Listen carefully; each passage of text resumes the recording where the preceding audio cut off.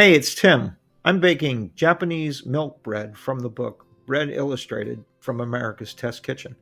This is the first time I've made this bread, and luckily, the recipe includes detailed instructions and photographs of every step of the process so that I can try to get it right. I'm going to use bread flour, and I've got it separated into three different bowls, and I'll show you why in a minute.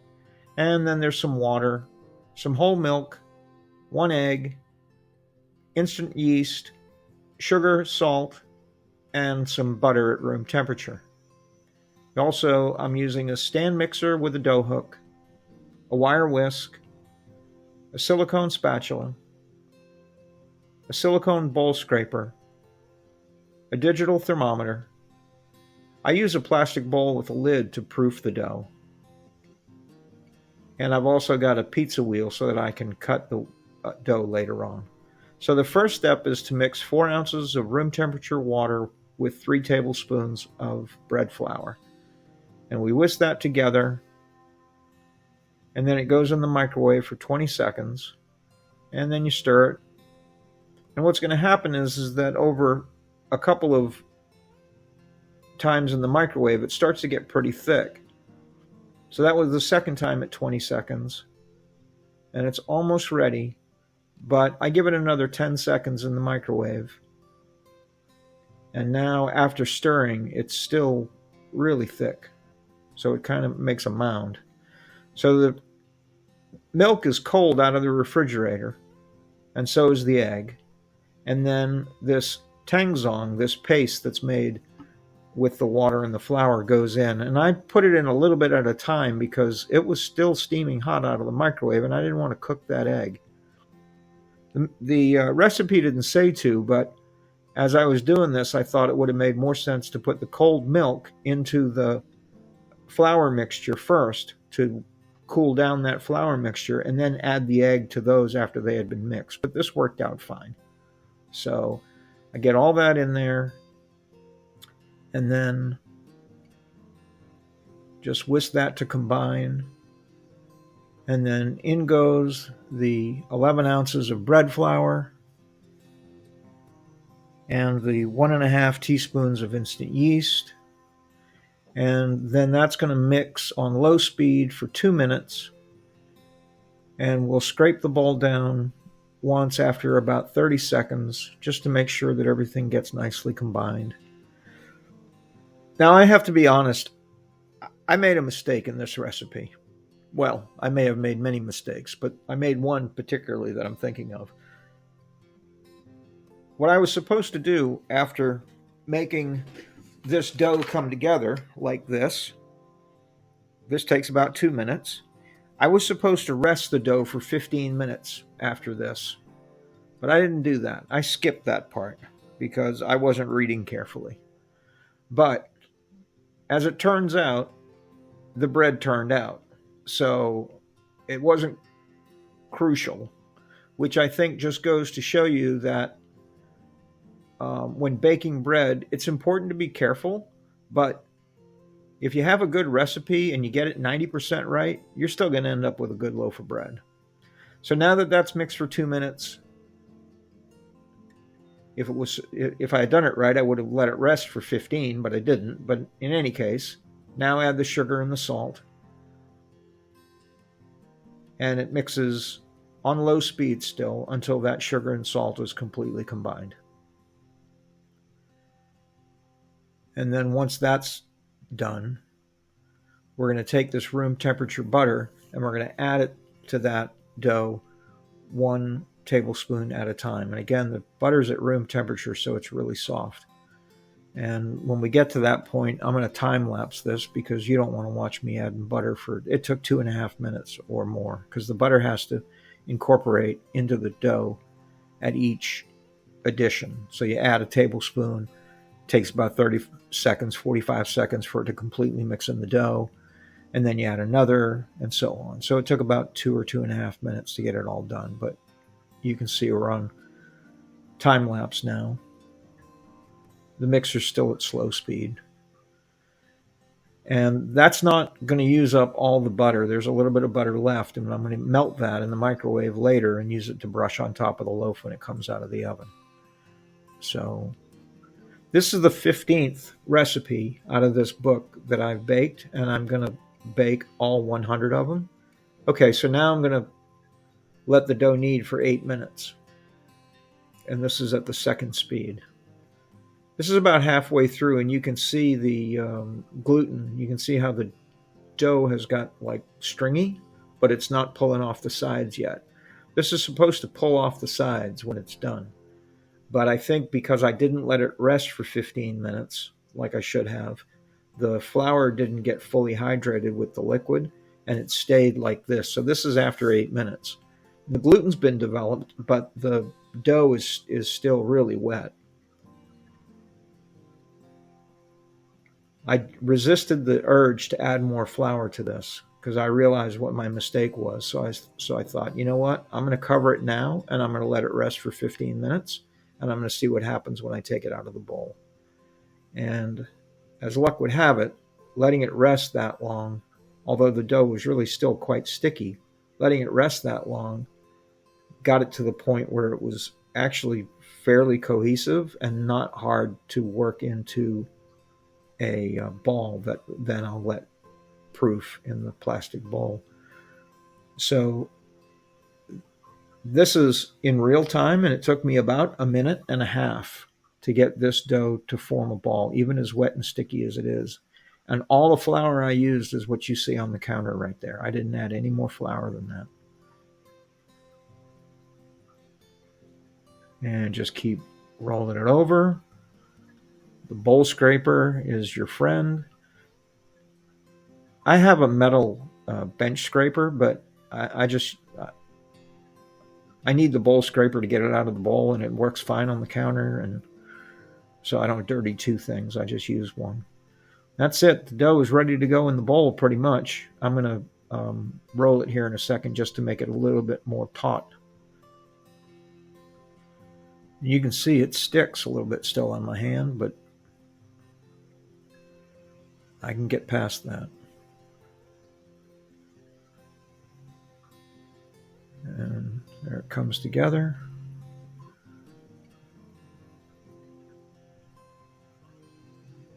And that's good enough for me. It's going in the bowl. It's got to rise for an hour and a half to 2 hours.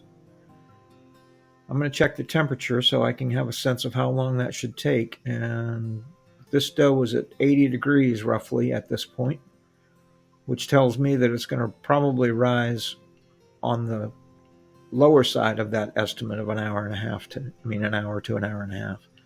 So an hour later, I check it, and it has doubled in size, and it looks good, and so I'm going to roll it out.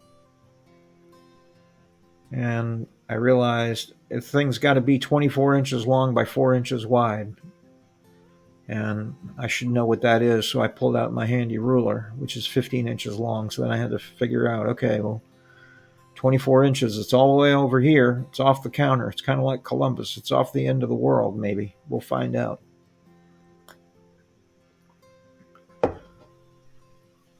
And now I'm going to mark where 4 inches wide is going to be in the middle of the space, and then I'll mark the same thing at the far end that you can't see because my camera can't show you the entire counter all at once.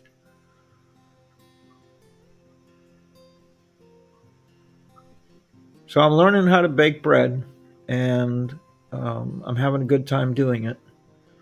As I said, this is the 15th recipe in this book, and there are about 100 recipes, a little more than that, but I'm going to bake every one of them, and I'm going to do it in order, and I'm going to make a video and put it on YouTube. So I'm learning how to use YouTube and how to make videos at the same time that I'm learning how to bake bread, which is kind of fun. And originally this started as a project to help my granddaughter learn how to bake because she said she wanted to learn how to bake, and she lives about 175 miles away from me, so I can't go there and bake with her every week. So I said, well, I'll just video myself baking, and then you can follow along. But since the only way I knew how to do this where she could see it was to put it on YouTube, I figured I might as well pretend like I'm talking to a general audience and not just her. So as you can see, once there's just a little tiny bit of flour on the counter and this dough starts to be stretched out. And that was the whole process. I didn't edit that. I just sped it up. And that's all it took. It was really pretty easy. The dough is nice and soft and supple, and I'm really glad I didn't add any extra flour to it, because that would have made it really dense and tight, and it wouldn't have rolled out, and it wouldn't have been as easy to handle. Another mistake I made is right here. I should have separated these two strips. And when I roll up the second one, you'll see how much easier it is when there's more room to do it in. So I should have picked that strip up and moved it over 2 inches. It would have been much easier. And I kind of realized it right then and go, oh, yeah, this is kind of a mess. But it's all going to be okay. So the point of rolling it out like this and making these two long strips is it kind of creates layers. I mean, not like pastry, because it's not pastry, but it does keep the bread very light, feathery on the inside, which is one of the attractions of this bread. So you've got the mixture of the flour and the water at the first step. That holds moisture in the dough. You've got very light kneading, and it's got a fairly high amount of liquid to flour ratio. That helps. And then this process of layering it in this roll, that helps. All keep it light and fluffy on the inside. Not overhandling the dough, not adding a lot of flour or working the gluten really hard is good. And I worked it just about as much as a person needed to, maybe a little bit more right to that point. And then it goes in the pan. And the recipe says that this is the traditional way to make this bread, is to roll it into two small rolls and put them side by side in the pan, and that's what it's supposed to look like. And who am I to argue? I don't know. The book says it. Sounds good to me, so I'll follow the recipe. I see people on YouTube that say, oh, I don't follow a recipe, I just throw things together. And I think, well, maybe that's good. Maybe you've been baking for 25 years and you can just throw things together. I've been baking for about 3 months, so I follow the recipe. And if it turns out well, then it's the recipe's credit, to the recipe's credit. If it turns out badly, it's probably because I forgot to do something or I wasn't paying attention.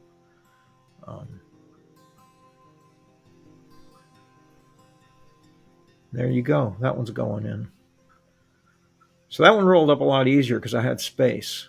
And I feel like if I had done that on the first one, the first one would have been easier as well. So baking a lot in the last 3 months, I've learned that there's a way to handle dough that, even though it's light and it's airy, and you have to pick it up and you got to pat it down, you got to do all these other things to it, you can keep it light and airy if you just learn how to handle it. And you just do that as time goes on. So I covered it, I set it aside to rise, and then the book says, hey, when it's done rising, you should be able to stick your knuckle in it, and it'll come back, but not come back all the way. And that's what this did. It's hard to see, but that's what it did. And I was kind of impressed because I thought my bread in the pan looked pretty much the way the bread in the picture looked. So 30 minutes at 375 degrees until the loaf comes out at about 205 to 210, which is what this did. I turned it around once, take it out, butter the top, let it sit for 15 minutes in the pan, and then take it out of the pan and let it cool completely, which is going to take about another 2 hours or so. And I use my digital thermometer because I don't know when it's cooled completely, but I've read that less than 110 degrees is what you're aiming for. Lower is better. The longer it sits, the more that the interior of the dough continues to bake as it evaporates the liquid that's inside. It continues to cook out that liquid as it sits and cools. And so here I am at 109 degrees, and I think that's good enough, and I'm going to slice this bread. But if you let it cool off, it retains the nice structure inside. If you cut it too early, it's going to get gummy and not so tasty. The other thing I've learned is you shouldn't refrigerate bread unless you want it to be stale, because putting bread in the refrigerator, homemade bread in the refrigerator, causes it to be stale. So let's see what this looks like when we cut it.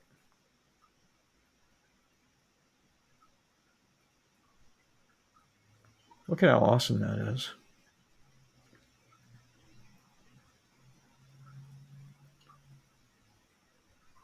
Crust on the bottom was a little crunchy. But that's the way it's supposed to be because they said bake it on the bottom rack. So that's what I did. But look at that.